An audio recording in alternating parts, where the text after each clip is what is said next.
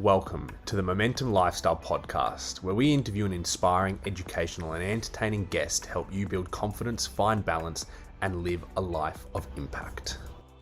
We'd like to thank our sponsor today, Be Spunky. Now, Blake, Janelle, and myself have been using their Reboot product for well over 6 months now, and it has been life-changing. I found myself recovering faster, having way more energy throughout the day, and honestly feeling just more jacked up as a man. And this is because Reboot is clinically formulated to support healthy male hormone levels, providing stress relief, improved strength and stamina, enhanced drive, and overall well-being. Be Spunky Reboot contains a proprietary blend of 10 natural and organic herbs and active ingredients that are renowned for helping men to enhance physical and cognitive performance, improve stamina, energy, and endurance, optimize testosterone levels, support healthy reproductive function, support cardiovascular function, relieve stress, mild anxiety, irritability, relieve tiredness, fatigue, support healthy sleep patterns, and support healthy body weight. So as you can see, it is a must-have product for all men. So head to their website, bespunky.com.au, that's bespunki.com.au, and use the code MOMENTUM to receive 10% off all Be Spunky products.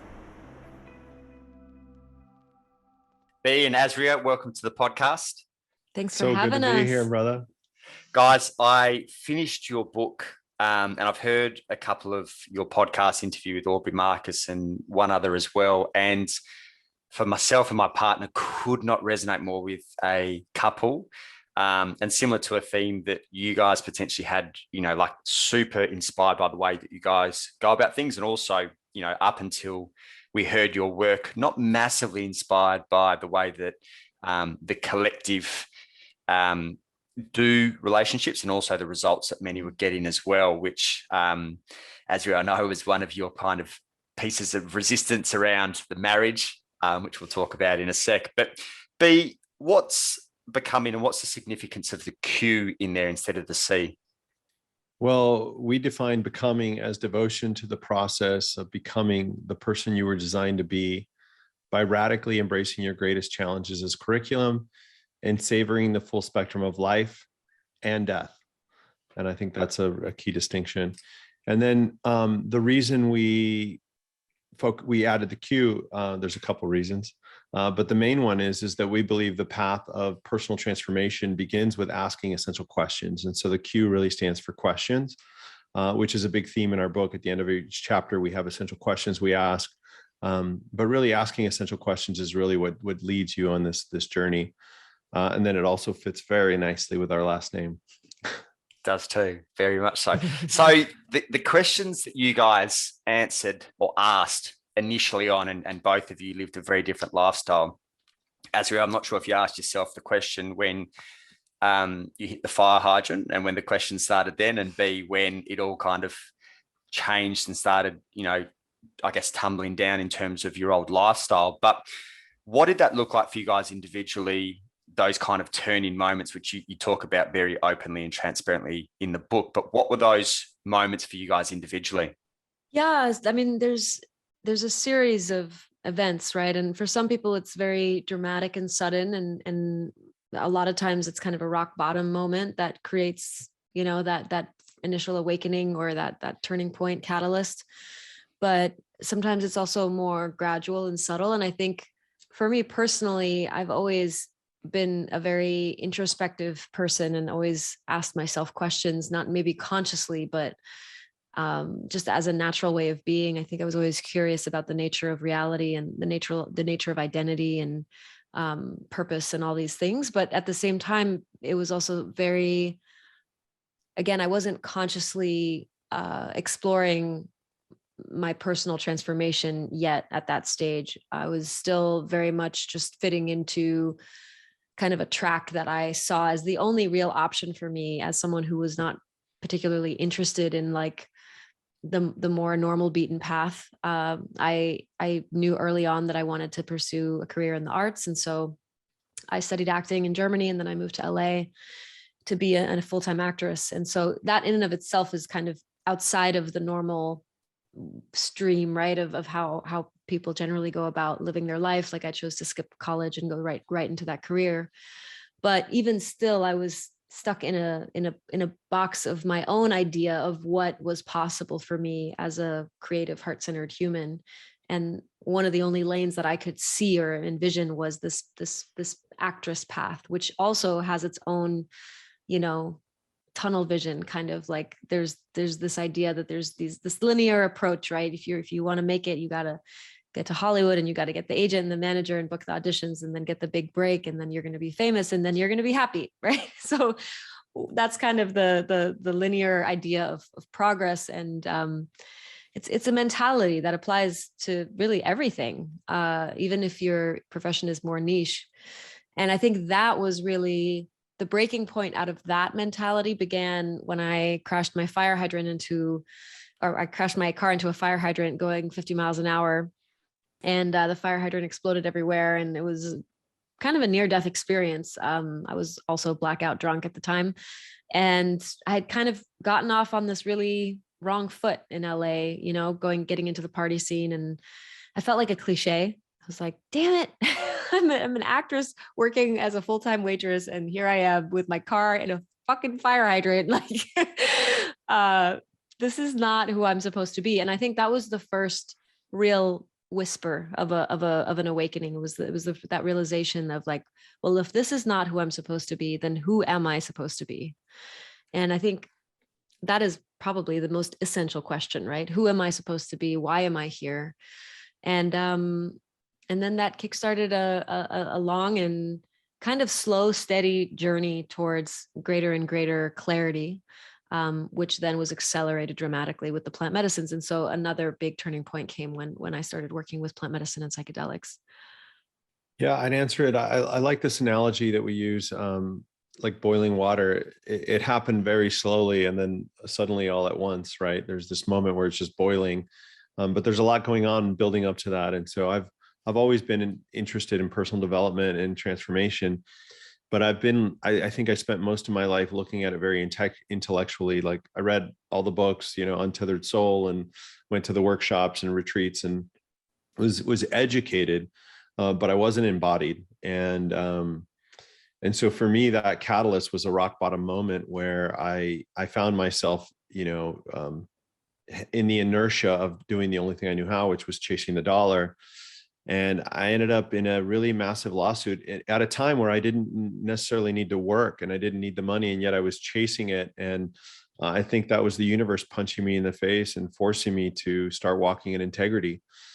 And so then that's when Azyra and ayahuasca came into my life. And then it was just kind of got blasted open. And then really the work with the medicine was what allowed me. And when I say medicine, for me, I'm speaking about ayahuasca, but it's what really allowed me to move past my ego and my defense mechanisms and my walls and actually get to the root of things and start really making transformation. And that's what really was the catalyst for me to start to actually embody all the things that I knew intellectually. But it took me like going into that scared little boy that couldn't read and healing that relationship. Yeah. And I'll just add to that, because it was interesting when Benjamin and I first met, he had read all the books, right? So from an intellectual perspective, he was far along on the journey of transformation. But I could feel that there was this pain body that hadn't been addressed. Like there was a lot of heaviness and just stuck energy in him that he couldn't really consciously tap into. And if you asked him at that time, like, oh, would you want to do some inner child healing, for example, he would be like, I don't need that. I'm good. And it really took some heavy lifting to get to those deeper layers, because his identity structure of like, I am powerful, strong alpha male was so solid and so cemented that it took a lot of destabilizing of that for him to really actually start to feel the deeper layers of the scared little boy that was in him from when he had learning disabilities as a child, and how much that actually affected him. Because when he looked at his childhood, he was like, I'm good. I didn't have trauma. I had a loving family, like what's the issue? But then realizing that the trauma was so close. It was like he couldn't even see it. And it was his entire experience of school. And every time he walked into a classroom, it was like feeling deeply unsafe and feeling deeply exposed in a vulnerability that he had no tools to process. And how much that shapes, you know, and ultimately, and like every trauma or every core wound, it always has a light and a shadow expression. So the light of that was that it drove him to be incredibly savvy as an entrepreneur and work his ass off and hustle and grind and make shit happen that most other people would have never had the stamina to make happen. So there was a huge gift in it as well. But a lot of it came from this deeper insecurity that had not been looked at. So yeah, just thought I would add that little piece. B, how does that sit with you, kind of watching Azyra now, and even the book, and I think your interview with Aubrey? She, for me anyway, as an observer, really is the definition of embodied. How, when you started to realize that intellectually you understood it, but you hadn't embodied it, how did that feel from your side of things? Like a tornado. Like I sat in, you know, like 40 IS ceremonies in like 2 years. And it was a really intense process. And for me, a lot of people, you know, not a lot of people, you hear of stories where somebody sits with the medicine once and has this profound awakening and, you know, they're off and running. For me, it was like layers of an onion. It was peeling away. And so as I would peel away, it was very destabilizing, very confronting, to start to have realizations that I wasn't aware of, right? It was the subtitle of our book is Everything You Didn't Know You Wanted. And we refer a lot of times to that, the deep work of excavating some of this stuff is like you find gifts wrapped in thorns. And so a lot of stuff was coming up that was difficult to kind of move through and understand. And it was very destabilizing. But the deeper I went, the more I just had this internal knowing, that deep soul knowing to keep going. And I'm really on the other, you know, the reason we call it becoming is because you never became, right? It's a journey that is for life, and it's part of being human.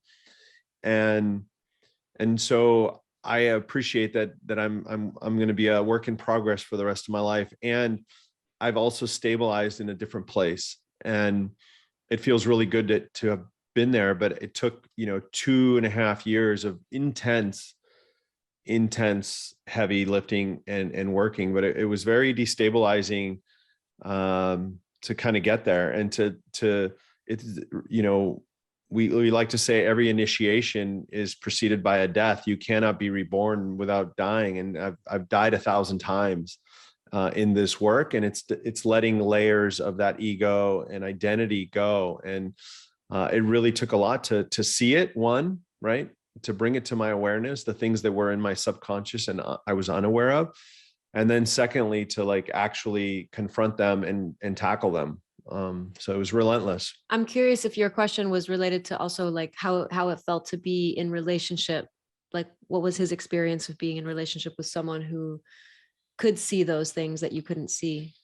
Is that right? Yeah. Yeah. And I guess to piggyback off that as well is, you know, it's super common, at least from my experience, for the feminine to be a lot more embodied, and from an emotionally intelligent point of view to be a lot more developed. And, you know, B kind of mentioned briefly the ego part. It's almost like you're stuck in that kind of ego inner child of, you know, feeling kind of inferior on an emotional intelligent point of view, and obviously an embodied point of view. But how did that, feel from a dynamic point of view as well? Yeah, I like to refer to Azyra as kind of like my 4-minute mile. And if you know that analogy of the 4-minute mile, that nobody thought a human could break the 4-minute mile until somebody did. And then all of a sudden everyone realized it was possible. And then all of a sudden the next year, like 20 people did it. The other one's like a backflip on a motorcycle. Nobody thought you could do it. And then Preston, I think is his name, did it. And the next year everyone's doing it. Azyra is the most embodied person that I've ever met. And it was really powerful to have that person as a role model, as something to see that there was a different way of showing up in the world. And so as I was going through this really challenging time, it was really powerful to see somebody who like who takes, let's say, for example, these really, the definition of becoming is accepting your greatest challenges as curriculum. And so to see somebody who gets thrown things in life and is always asking, like, what am I meant to learn from this? How am I meant to grow? And when you look at life through that lens, it's not to mean that there's not the same amount of effort that you put forth in life, but it gets easier internally, because when things come up, and if you're looking at it from that place, you can't be defensive towards, let's say, somebody or something, or something that's coming up for you in your personal work. If you're looking at it through the lens of how am I meant to learn from this, and how am I meant to grow, and how is this benevolent universe giving me this as a gift wrapped in thorns, so that I can grow. And she does that. And it was really I've never seen it. I got all those theories in from an intellectual perspective, from a theoretical perspective, but to see somebody have something come up and immediately just sit back and say, okay, like, what am I meant to learn? And also, like, what in my past is coming up? Why am I relating to this thing that's coming up negatively? And how am I co-creating that? And so it was really powerful to see that. Yeah. And I would just add that I think certainly when we met, we had developed really different aspects of ourselves fully, but then there was other aspects that were less developed that we catalyzed within each other. Right. So I came into the relationship having done a lot of the psycho-spiritual emotional work. And so I had a lot of gifts to bring from that lens that helped him and really catalyzed him in his development in those areas. But then vice versa, he had a ton of gifts in the realm of manifestation and like structure and creation, like actual tangible reality creation, stewarding of resources and big picture organized thinking, and like a lot of the more masculine codes that I really didn't have activated in me. And because I didn't have them, I was always kind of like always stuck in the visionary box where I had all these ideas, but I couldn't necessarily bring them forward. And so it was this really beautiful, each sharing our gifts fully with each other, that allowed us to up level dramatically. And of course, there's going to be moments where it's frustrating when the other person has something well developed that you don't, right? And so, of course, there was also moments where, I would offer a reflection and he'd be like, I just need to be allowed to like have a bad day, Can we not reframe this right now? Can we just like let it be that I'm just fucking grumpy, instead of always trying to see the opportunity in everything, So it was also good learning for me to know when it really serves to actually share what I see and when it serves to actually shut up and just let him be in his process. And that's been a big maturation, I think, for me as well, to discern the difference there. We have these tattoos. We both have the same tattoo, and it says, you can't really see it, but humble teachers and grateful students, because we are that to each other. And we're both teachers and students. And I think that the immense respect we have for each other allows us to play in those roles and to feel comfortable and safe in the student role at times and in the teacher role at times. And we dance with those all the time. Mm-hmm. And if she doesn't, I just smack her in the head, and then she just does what I say. Perfect. It's a soundbite that on its own with no context could be very interesting. Yep. Talking of I guess the teacher and the student, one of the things that you admire in Azyra, and you talk about it in the book, is her ability to process what's coming up before projecting it in terms of the triggers and, anything that any button that you might hit. What's the significance of that in the relationship, and how does that deepen a relationship as opposed to, for a lot of people, they might see it as a problem, and creates disconnection. You guys see it as an opportunity and also a place where you can strengthen your connection. Yeah, thank you. That's a great question. And really a fundamental, tool in our relationship is this concept of trusting the triggers to teach. And so Azyra was a real teacher for me in this. And when we have a trigger that comes up for either of us, it's first stepping back and saying, I am triggered. Something externally is triggering me internally. And so what part of me, what part of my internal state of being, or my history and my pattern or my traumas is coming up for me? And so taking ownership for, if you're triggered, you played a part in that happening, right? It wasn't this external thing that just happened to you. You co-created that with the universe, with this person in this relationship, whatever it is. And so what triggered you might not have triggered somebody else, right? And so maybe there's a conversation that needs to happen, and both people need to bring that forth. But when you immediately, instead of getting defensive, which is how I spent most of my life, and most people do, is I get triggered, and so I get defensive, and I react versus respond.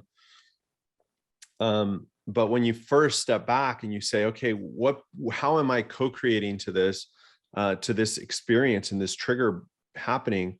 It changes the whole dynamic. And so, Azyra and I we've never been in a fight, but we've had very difficult conversations that weren't pleasant and weren't fun, but we did it from a place of exploration and curiosity.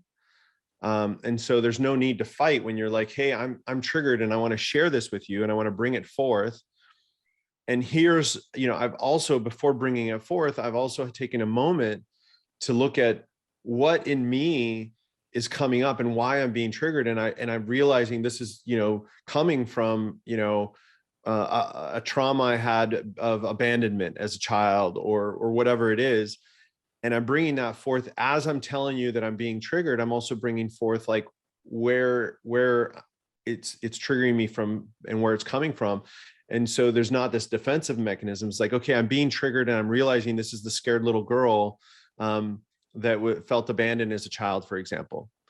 And now you're having a conversation about that and you're saying, wow, okay, then that reaction for me came from this other place. And so now you're bringing difficult conversations to the surface. And so it just creates this harmony in the relationship.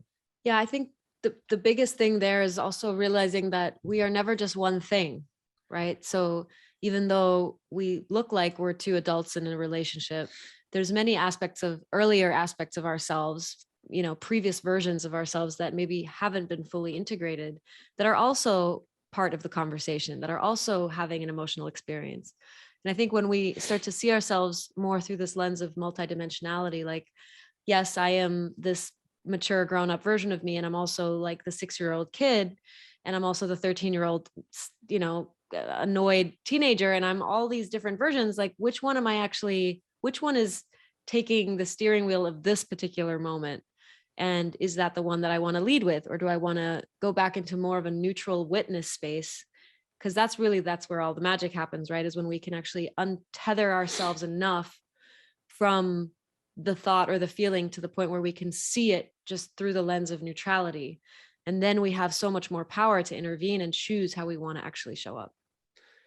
Yeah. And I just add, this is a practice, and becoming is a place you never get to. It's always a destination that it's just a point of striving. And we're human and we get triggered. And sometimes we get defensive, and, all of these things come up. We've just done a lot of practice. And so it comes up less and less for us because we're working on it, but it's always, we're a work in progress. This relationship is a work in progress. And these principles are a practice. And it's not a place. And so it's not like we figured it all out. Like, we're always refining and working. Talking of triggers, at one point in your relationship, and I haven't got the timeline because I'm not sure how long ago the book was written, but at one point you bring a third party into the relationship, Mars. And Azyra, you had to work through some stuff there. What was that process like for you in terms of the triggers that it brought up and what you potentially had to heal in order for that dynamic to be smooth? Which triggers do you mean? Because the most triggering thing about that experience, or the most challenging thing about that experience, wasn't within the dynamic of the three of us. It was the triggers that other people close to us felt. So like Benjamin's mom had a huge trigger around us having a girlfriend, but it was actually shockingly easeful, like really shockingly easeful for all of us in the relationship. I mean, of course, there was little things that came up, and I think Mars specifically had to work through her own she had to really ask herself her essential questions around her why and her intention of being with a couple in the way that she was engaging. But yeah, I think for you, if I may, I Yeah. think the one thing that you did have to confront was the claiming of it, right? Like to actually be like sitting at the dinner table and have the conversation with her of like, you know, I'm attracted to you, and leaning into that and stepping into really the more alpha role of like, yeah, you know, not chasing, but, you know, claiming pursuit. Yeah. pursuit. And so there was a real edge for you. It wasn't so much that you were triggered by it, but it was a real edge for you to step into it. And then to actually like be intimate with a woman, and what was that going to be like? And how were you going to feel in that position? And so it was a real edge for you. Yeah, for sure. And I think it gave me, you know, before this relationship, I've always been attracted to women, but I've never acted on that attraction. And I've always been in long-term monogamous relationships with men where that just really wasn't an option. And so when I entered into this relationship and I shared that I was attracted to women, I have, you know, had a very open-minded counterpart here. I thought I'd help her out and do it. Yeah, you did well. Very kind very of you. helpful. So we were kind of in this shared experience of, you know, we knew that we wanted it to be really a shared experience through and through, meaning like it has to be a full fuck yes for both of us. But when it came down to actually approaching someone in a more overt way, he had, you know, decades of experience of doing that and doing it well, and I had zero. And so it was, but it was up to me to initiate, because if, you know, and as a couple, if the guy is initiating it with another woman, it's just kind of weird. But if the woman's the one initiating it, you know, it's like, okay, there's permission here. And so I was like, shit, this is going to fall on my shoulders. I can't just let the expert handle this. So, so yeah, it was definitely a huge edge for me to, like you said, claim that part of me that was like, I am attracted to this person and I am open to this and I don't have any expectations necessarily. But my biggest fear was making her uncomfortable, putting her in a position where she's like, what the fuck? This is weird. You know, now we're sitting at dinner and it's awkward. That was my biggest concern. Thankfully, that's not what happened. And she was receptive and we had been reading the signs well, I think. But I've found, and I think that situation is another good example of it, is whenever I feel contraction around saying something or addressing something that could potentially be uncomfortable, even if it's like resolving a conflict with someone, right? I've found that the secret weapon is just like, be transparent and honest and be unattached to the outcome and just speak what's a, like, I was honest. I was like, hey, I don't know how to do this, but I'm just going to go for it. And I think that always melts everyone else's walls, you know? So yeah. Jim Dethmer has a good quote that we love. It's, what are you willing to risk for full aliveness? And frequently the answer to that question is uncomfortable conversations, the feeling that could come from a very uncomfortable conversation. And so when we always ask ourselves that question and we live by that question, and you have to risk feeling something. And that generally comes from having a conversation that can be uncomfortable and the willingness to do that. And in our relationship, we have those uncomfortable conversations, and it allows us to live a more alive expression of our lives, because on the other side of that is aliveness. Yeah. Talking of uncomfortable conversations, you mentioned very early in your book some of the uncomfortable ones that you had to have, and by the sounds of it, it sounded more your world that was resistant to that. What's that process look like for you? Because I assume there'd be a lot of people who resonate with that when they start to transform and potentially change kind of direction. What was that process like for you? Yeah, I think I'll start by answering that is we have this fundamental belief that the universe is benevolent and the universe is working for us. And you could call that spirit or God or whatnot. And when you believe that, then you have to believe that the universe is going to give you curriculum so that you can grow into this higher expression of yourself. And so when I claimed that we were going to start becoming and we were going to launch this coaching process and do all these things and step into a completely new expression of myself, well, then you have to believe that the universe is going to give you a curriculum so that you can grow into that higher expression of yourself. And that when the universe gives you that curriculum, it's like traction for you. Without that curriculum, you can't grow into that expression. And so, of course, I had to face off with the parts of me that were attached to other people's other people's perception of me. Mm. And so what better way than to deal with that with the people that I care most about their opinions. And so really my mother was a big one, and then some of my closest friends. And it was really difficult. And it took me, all of 2 years to really make peace with not being attached to their perspective of me. And it took a lot of medicine work and a lot of deep reflections and a lot of, knots in my stomach. And I went through a real metamorphosis, and there was an attachment on their end to me being the person that they loved. And I didn't want to be that person anymore. And I was clear about it, but there was still an attachment on my part to their expecting or their perception. And I've really gotten to a place where I'm not attached to their expectation. The old me would have tried to convince and coerce and force them and educate them. And in one more conversation, and they're going to get it. And I went through a real death of that. And now I actually don't try and make them or anyone really believe anything, that their perspective is their truth and it's not wrong. And it took a lot of work for me to get there, but I'm really there now where it's like, I honor their perspective and I don't try and convince them that they're wrong, because they're not wrong. They're not wrong. There's not one truth. And I used to believe that there was the one truth in life. And what I've really come to find is that there's a myriad of truths. And at any point in time, based on your perspective and your education and where you are in your life, if I had lived my life the way they did, I was born by the same parents and went to the same schools and read the same books, I would believe the same thing they do. And so why is that truth wrong, right? It's not wrong. And so really respecting that and not trying to change it and owning it has been right. Because at the end of the day, what does that do? It makes me free, and giving them their truth and giving them the privilege of their process allows me to be at peace and allows them to be at peace. And it took a lot of heavy lifting for me to do that, because I was a person who really forced and coerced and really needed them to believe the same thing that I believed. And so that's really freed me. And if I look going back full circle to how I started this, I'm stepping into I've been a person who's done a lot of great things in their life, but behind the scenes, I've never been public facing.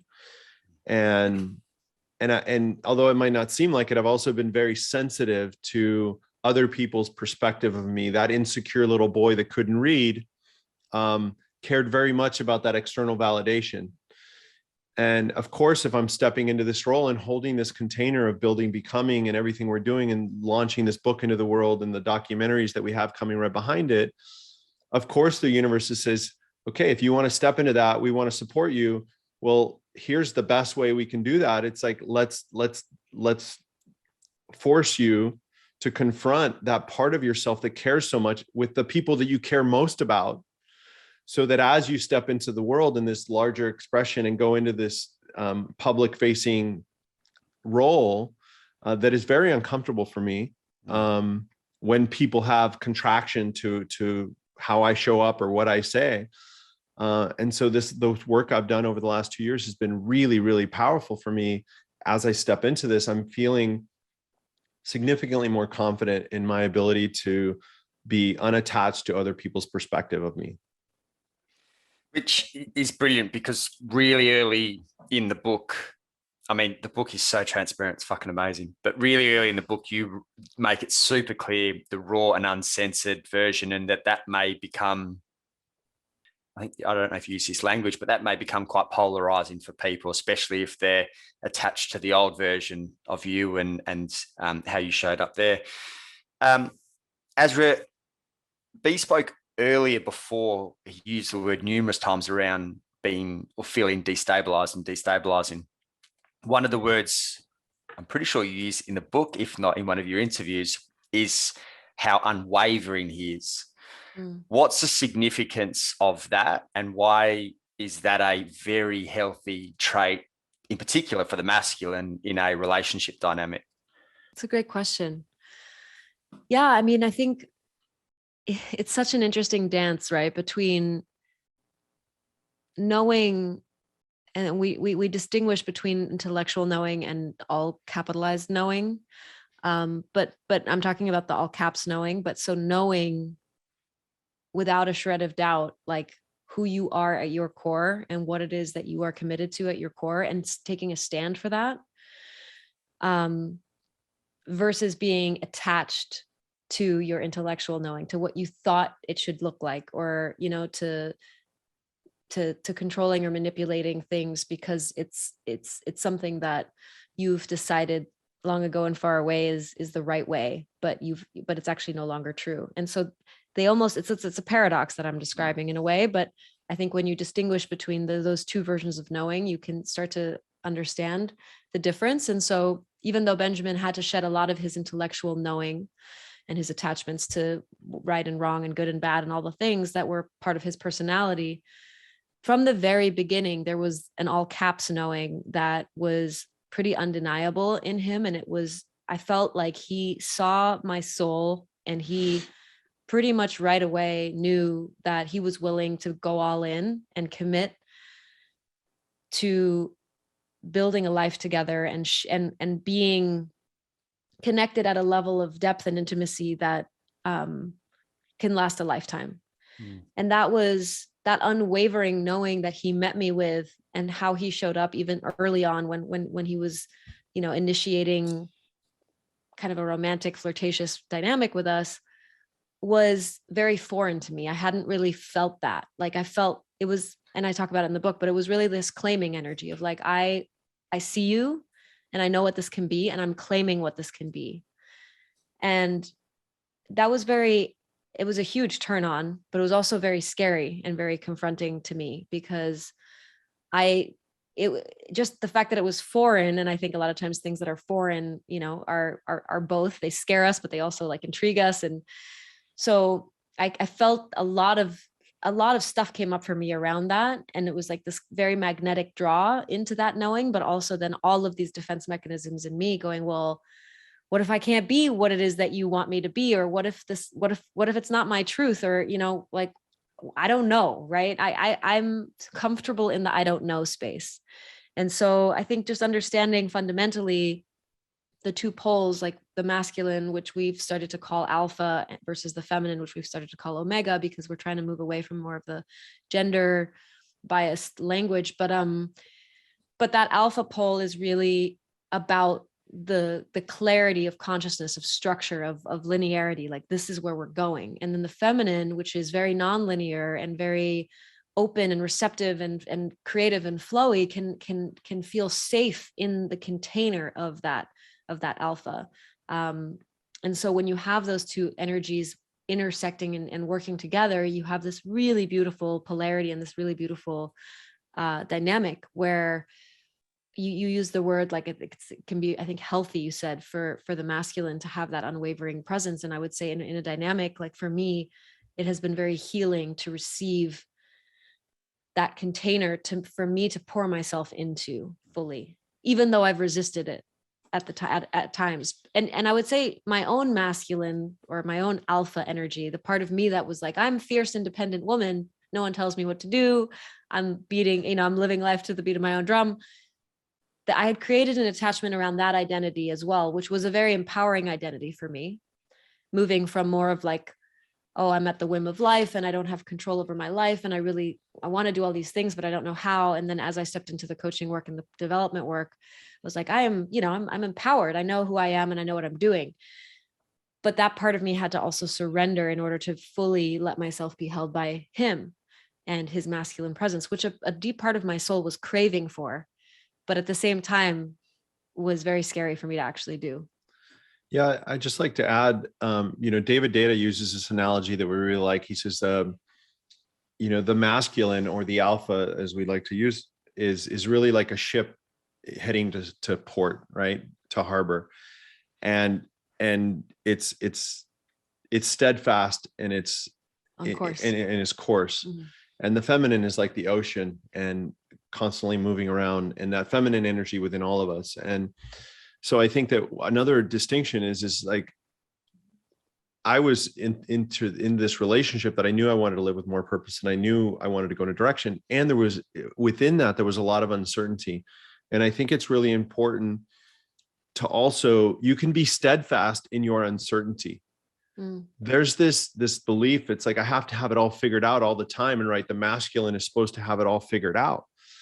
But I think that you can also be steadfast and unwavering in that, like, I don't know, but I am unwaveringly focused on heading in this direction and figuring it out. And I think that's where I was in this relationship when we met. Was there was a lot of chaos within me, and that chaos is by nature a feminine trait, right? And so you could say that I was unwavering in this relationship, but I was unwavering in my commitment, one, to her, but also my commitment to my journey, my becoming.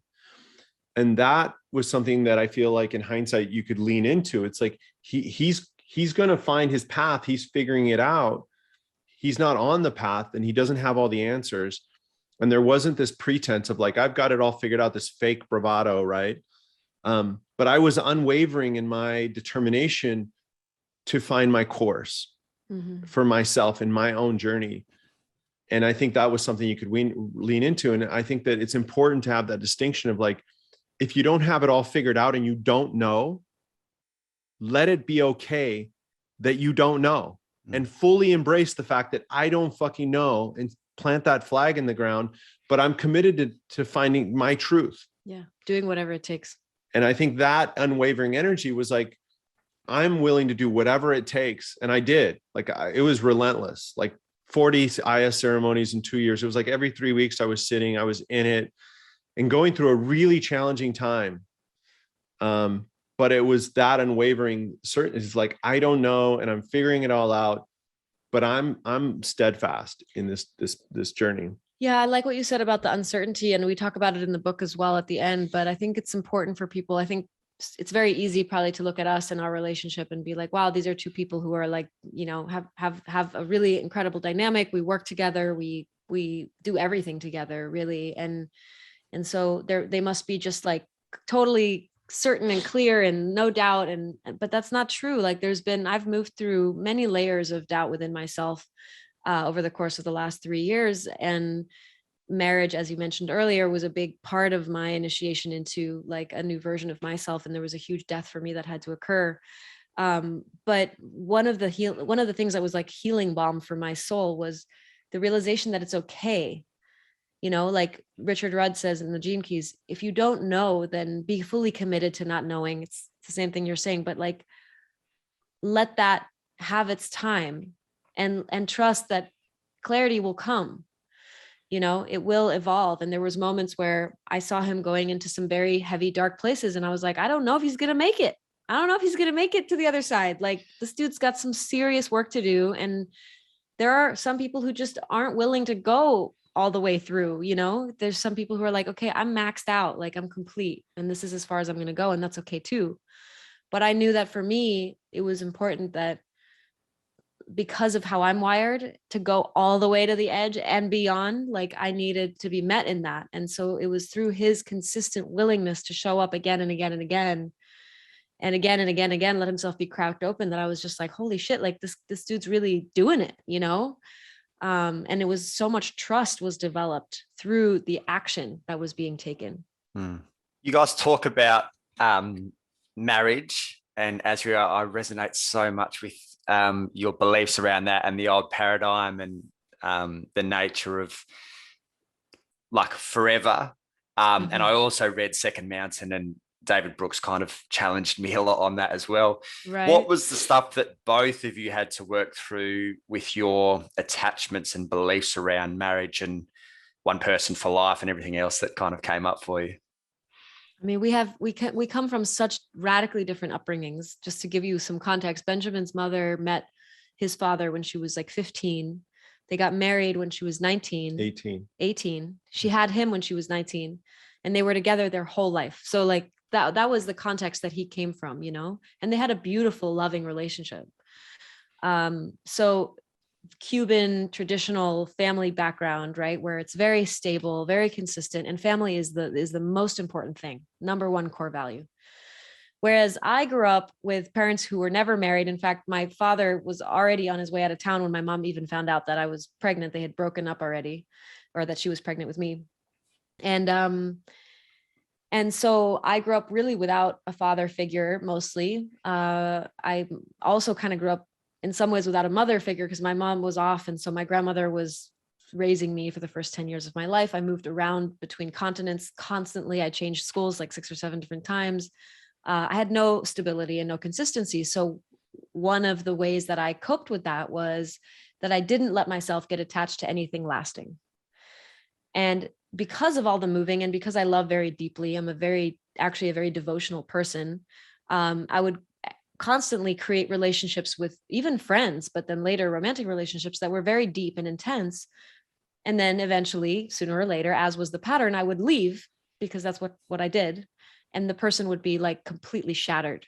And I kept noticing this pattern of like, I'm really hurting the people I love simply by not being able to stick around in the way that they would want me to, because life is calling me forward into the next expression. So I didn't realize until the marriage conversation really that there was this huge fear around hurting people I love by leaving. And that my defense mechanism to avoid that from happening was just to not make commitments beyond the present moment. It's like, well, we're in this and we love each other and everything is great, but why do we need to project into the future and say, okay, we're going to be together in 5 years or 10 years? Like, why can't we just trust that if it's meant to be, it'll be, right? That felt so much safer to me. And so Benjamin has been a really powerful invitation for me to look at again, the claiming energy, like what does it look like to claim a timeline, make a choice that is for the long-term future that informs and shapes all other choices in your life. And I was really living in a mentality of like, I don't know what tomorrow looks like, you know, let alone next month, let alone 6 months from now. Like I didn't work with a calendar. I really was very much just living in the present moment. But I was also craving the next stage of my expression, which was a more mature, more grounded version of myself. And when we bought the property that we live at now, which was like my dream property, to host retreats and experiences and events, I found myself walking the land and looking at this beautiful land and realizing that I didn't feel like I had arrived, and I didn't know why. I couldn't figure out, like, I have everything I could have possibly wished for, and yet I feel somehow detached from it. And it was really sitting with that feeling that showed me that I wasn't letting myself receive it. I wasn't letting myself plant roots because I was so afraid of losing it and getting attached. And so the same was true in the relationship. And it's been real curriculum for me to start to, so again, like let go of the safety net of just the present moment and not knowing what comes tomorrow. And of course we can't predict the future, right? And there's things that are out of our control, but to be committed to a timeline and say, like, in my human power, without forcing, but just through commitment, I'm going to show up in the way that is going to make this timeline the most feasible to exist, was a really paradigm shifting lens that really came through the examination of marriage and what marriage means to me. Because when we met, I think, you know, you don't realize when you're in a relationship how much, especially when you love each other so much, I think you just make this assumption that the other person like sees the world exactly the same way you do, right? You're like, what do you mean? You don't believe in marriage the way I see marriage. But when I really sat with it, I realized, like, we're not on the same page about this. We haven't really talked about this. And we moved so quickly that there wasn't much time or space to even talk about it. And so when we finally were able to get into the deeper conversations and unpack it, and the gene keys were very helpful for us in that. So I highly recommend those. It was like, oh, wow, okay. It's a paradox, right? Of knowing that you can't control the future and you're operating in a universe that has a bigger picture plan for you but at the same time, you're using your free will to make a choice that will affect your future forever. So it was really coming to the realization that it's a paradox and we can be okay with that. That I feel like we found common ground. And also when he let his attachments die to it needing to be marriage or to it needing to be his version of long-term relationship, when he let that go, because I kind of forced him to. I mean, she forced me to trust. Yeah, but I think because of the stuff I raised, like there was a point in, when you went to Sedona where you let yourself go to a place where it all died. Yeah. And it was in the shedding of all of his attachments to what he thought it should be that I felt this breath of freedom to actually choose it on my own accord versus choosing it because that's what he wanted, if that makes sense. What would you talk right at the end of the book about your second marriage, the more official one. Yes. What do those vows look like? I don't think you mentioned in the book vows, because in terms of reading between the lines, it seems like there's two commitments: commitment to each other from a devotion point of view, and commitment to what is your truest path and your deepest knowing. Is there anything outside of that? I don't know if you had vows, or if you were to say them, what would they be? So if you look at there's a footnote in the book that actually sends you to a link where you can watch the vows. So anyone who decides to read the book, and I recommend you go back and check it out, because we have a beautiful video of the wedding. And yeah, Benjamin really, he really blew me away with his vows. I don't know if you want to share. Yeah, I mean, I've never written a poem in my life or a spoken word, and I felt compelled, and I wrote an 8-minute fully memorized spoken word as my vows. And frankly, like, it was spirit talking through me, because I don't know where the hell that came from. It's epic. It's pretty epic. And I'm the most critical person of myself speaking out loud. And so, but I probably spent 200 hours working on it. It took a lot of me to pull it through. But at the end of it, I guess, to answer your question, I had one vow. I vowed to be true to you, to spirit, to Gaia, to myself above all. And so it's that paradox of, like, I'm committing a life to you, and I'm committing to be true. And when I say that, when I say to be true, it's to share my truth with you, no matter how hard. And I think that's what makes our relationship so, one, the deep respect we have for each other. And always, like, I know without to the nth level of certainty that she will be true with me, and that, like, whatever comes up, she's going to share it, and we will be able to process it together. And so it creates this crazy level of trust. But it's the paradox too, that in the Gene Keys, they talk about it, it's this: I'm committing to you for life, and I believe it with every cell in my body, and also simultaneously saying that things in life have cycles, and sometimes they last a lifetime. And if in the moment we get to a place where it's no longer true to be together, that we will honor that. And no matter how painful that would be, that we would accept that as a new truth. And so and we talked about it earlier, but there's this belief that I spent most of my life believing, that there's only one truth. And that when you make this commitment, my ex-wife was my best man at our wedding. My daughter, 20-year-old daughter, officiated the wedding and in a remarkable way. It was really spectacular. I asked my ex-wife the other day, it's like, do you think that we've honored our vows with my ex-wife? And I believe that our relationship has changed and the dynamic has changed, but we are there until death do us part. She is like a sister to us. We're actually staying in her home right now as our home's being remodeled. And so you can be true, and the truth can change, right? And if you think about any truth that you believed was evident, things evolve and your perspective changes. The things that you thought were true when you were 20, you don't think are true today. And the things you think are true today, you won't think they're true when you're 80. And so it is a big paradox, but of being fully committed to that truth today. And this is, with every cell in my body, I'm committed to you for the rest of my life. And if the day came where that felt different, then that truth would come forward, and we would honor that truth within each other. So it is a really big paradox. But my vow to her was an 8-minute spoken word poem that had a lot of amazing content. But at the end of the day, I committed to one thing, and it's just to be true. Yeah.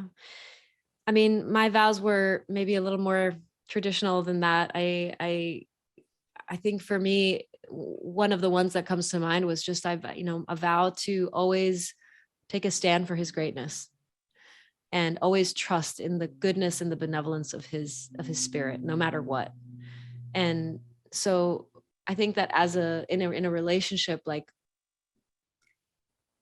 it's so easy, especially when you spend as much time together as we do, or, just any relationship that's been going on for many years, to get into these like ruts, and you create this sort of lens through which you see this person that becomes more and more fixed.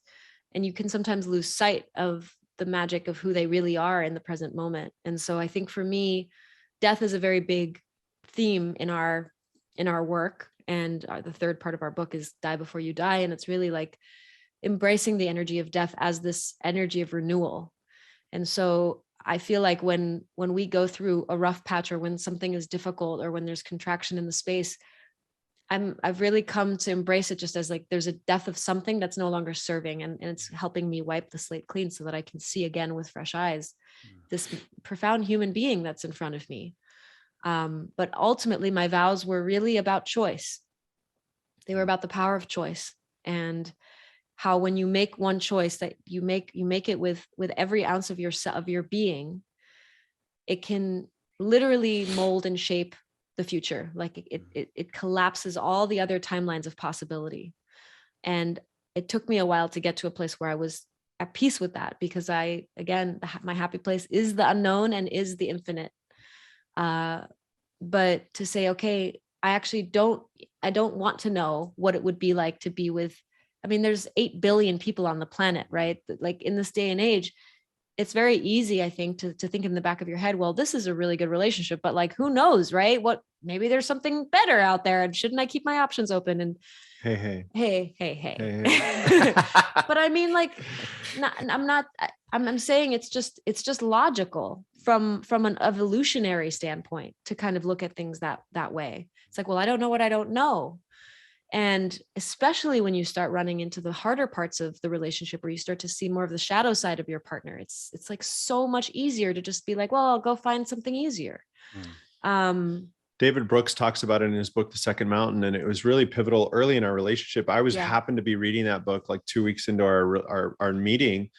And it was really powerful for her, because he talks about that when you make that one decision, whatever that is, but we're talking in partnership here, you make that commitment to one person. It's really the most freeing thing that you could possibly do, because when there's an endless assortment of choices, that isn't freedom. That is actually like, chaos, right? And so when you commit to that one person, there is nothing more freeing, because you could take all that energy that you would have spent searching, evaluating, and you can focus it on that one person. It frees up that energy to focus on all the other areas of your life. And it is actually the most freeing thing, is to pick something fully. Yeah. I'm mindful of your time, guys, and could talk for hours, because I just resonate so much with this. But what does the becoming process look like in terms of your offering? Obviously, there's a book, and you've started to kind of build, I don't know how far in now you are with your kind of home / retreat center, but what does that process look like if someone wants to kind of work with you and become? Well, I mean, there's so many different expressions of becoming. We've really tried to focus it on 2 very specific archetypes of who we want to work with. So we have, ultimately we'll have 3, but right now we have 2 active programs. That one is called the Becoming Stewards program, and the other one is Becoming Allies. And the Becoming Stewards program is really designed for like Benjamin 5-10 years ago, that archetype of successful, checked all the boxes of traditional success and made all the money and is still feeling empty and purposeless and wants to really make a change towards greater fulfillment.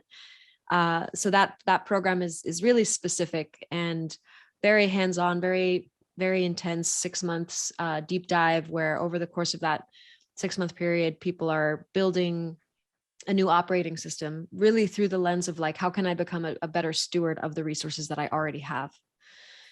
Because we really believe that we need more Benjamins in the world. Like, there needs to be more people who have the capacity to really make a difference in a very tangible, measurable way on the planet right now, who get to be plugged into that heart-centered remembering of interconnectivity with all of life. Do you want to just expand on that a little bit? Sorry, B, I'll get you to expand it, because I know exactly what you're talking about. And it's the former version of B, and essentially that bloke that's stuck on the first mountain. But who is that person? I guess, B, you kind of talk about it as being stuck in almost the hedonic treadmill of life and the materialistic acquiring. But what is that like, if you're really to kind of double down on that, who is that exact person that you're talking to?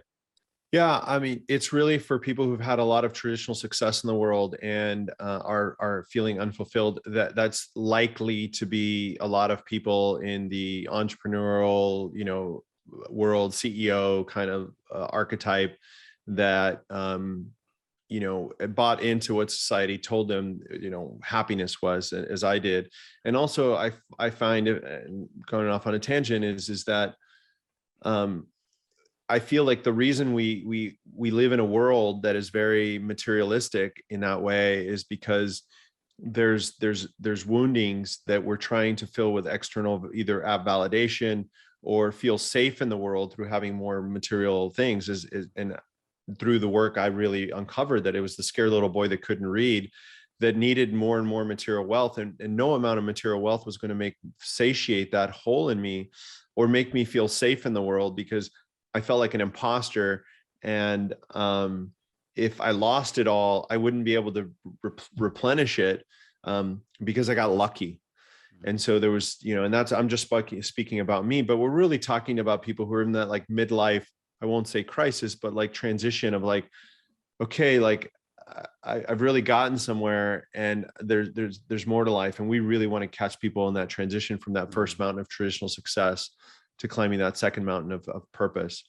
And then we have another container that is really who Azyra was 10 years ago, which is somebody, which is that container, we call it becoming allies. And so it's for people who are really heart-centered, want to do good in the world, but haven't really grounded that or created a lot of material in their world, right? They haven't grounded that into the 3D. And so we want to help them take their vision and their heart and be able to manifest more in the 3D. And so and then we love, the idea is that when they graduate from the programs, we blend them, right? The heart open people who haven't figured it all out with the people who have a lot of material success and are trying to find more purpose. And we just kind of bridge them together. But those are the two containers. And then eventually we'll have the Becoming Inspired. We'll launch that in 2023, which is for people who are just really early on their path and just on the personal development path, probably much younger demographic. But those are the two buckets that we're really focused on. And that's the heart of everything we're doing. We have 2 documentaries coming out and a bunch of other content, and it's a whole ecosystem. We won't get into it. We're building retreat centers around the world. But the heart of it is doing the deep work of really building a new operating system for your life. And in both programs, you walk away with a 200-page deck that you've built over that 6-month period, which is now your becoming operating system that is the guide for your life. And you update it annually, and it's your North Star. And I built that because I built it at a time in my life where I realized I couldn't trust myself. And so I was like, I need to create a system that I can follow, that I've created, that if I follow this, I won't get off track again. So it's been really powerful. Brilliant. And where do people find out more about you guys, the work you're doing? Where's the best place to send them? Our website is definitely the most comprehensive place. You'll find media content. You can opt in to receive the 3 stages of becoming, which is exercises and media content, kind of sharing this journey through different stages of the becoming process. And then you can, of course, buy our book also on the website or on Amazon. It's also available on Audible. And then on Instagram, we're just at Becoming or at Azyra Bequer or at Benjamin Becker. Yeah. Beautiful, guys. Oh, the website's beqoming.me with a Q. Yes, don't forget the Q. Guys, that was brilliant, super insightful. I love everything that you guys are doing, and I'm looking forward to seeing the evolution of Beqoming as well. Thank you so much. Thank you, brother. Thanks for tuning in this week. As always, if you enjoyed listening, please leave a review, give us a shout out across socials, or share with a friend so that we can continue to share these incredible conversations with more and more people.